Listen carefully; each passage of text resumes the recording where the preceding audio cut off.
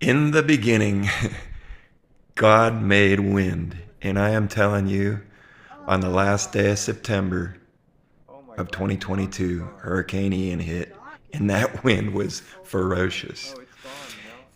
This is my boat lift cover, and it was just getting hammered that day. It ended up taking off the entire lift cover, and also, as you can see there, it just knocked the entire rail down. So living in Port Charlotte and being gone for the summer, I decided I was not going to let that expensive $4,500 mistake happen again. And I'm going to take this boat lift cover off this time. So here is a story of how I did that. Here's what you're going to need. Another person. I recruited my pops, who's good enough to come down from Sarasota to Port Charlotte to help me out. You're going to need a long pole with a hook on the end. Couple of lengths of 50-foot rope from HD you get for about $5, and a raft. So what we did was we started on the right side. I took all of the bungees off the right side, and after we got all those bungees off, Dad being the athlete that he is, I recruited him to toss the rope over the tarp, and we were going to tie it onto the back right corner. It took us a few tries, but eventually we got it. Once we got that done, I went back out onto the raft. Dad had a rope tied to the raft to kind of control me. There was a slight wind, which you need to make sure you do this on a day that's not very windy. Helps a lot. Once I got that rope tied onto the corner and all of the bungees off on the right-hand side, I then went back out, took a long plank, put it across my boat lift, stood on that, and Dad controlled. I had to stop because there was a bird nest in my motor. But after I got that out, I was able to get back out on that long plank on the far side of my lift, take all of the bungees off.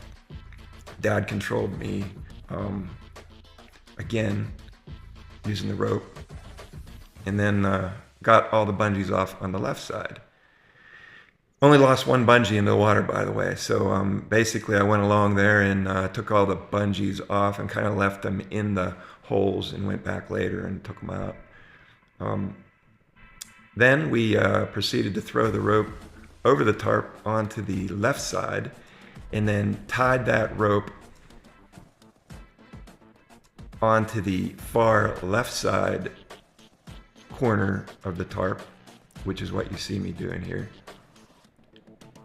After that, I gathered up the rest of the bungees from the left side. I considered leaving the bungees on the front side so that it would keep it from falling in the water when we tugged on it, but I decided that wouldn't be a very good idea because of all the weight of the tarp, maybe breaking a lot of those bungees. So I ended up taking them all off. And you'd probably be seeing that now, except Pops knocked the video off the wall and didn't know which way was forward. I had to leave that in here just to give a jab at Pops. Now I'm just cleaning up the loose bungees from the front side. After I got all the loose bungees off the front, we each took an end, tugged it up pretty quickly, is what I'd like to say, is that we pulled on those ropes. And we managed not to get any of it in the water. Both of us ended up toting it to the side, folded it all up into a nice, neat little square. Normally I'd say that part takes two people, but if you had to do it with one, you probably could. It's just, the thing's pretty heavy. I'd say maybe 50, 60 pounds would be a good guess.